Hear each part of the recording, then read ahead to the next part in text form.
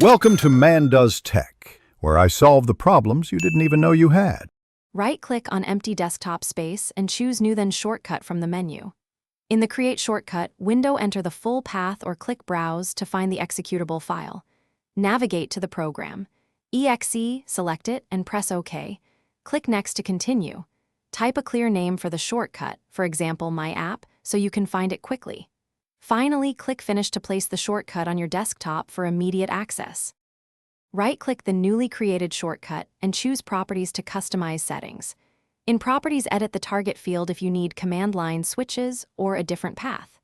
Click Change Icon to select another icon or browse to see /Windows/System32 for ICO files. Adjust Start in, Run, and Advanced options if necessary for permissions. Right-click the shortcut and choose Pin to Taskbar, or Pin to Start for one-click access from your taskbar or Start menu. To create a file shortcut, drag the file from File Explorer onto the desktop while holding Alt. That action creates a shortcut rather than moving the file. To make a website shortcut, right-click the desktop and choose New Then Shortcut.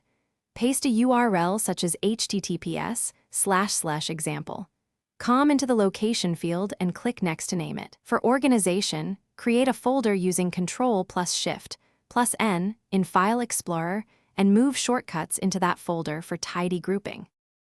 Thanks for watching. If you found this helpful, don't forget to like and subscribe.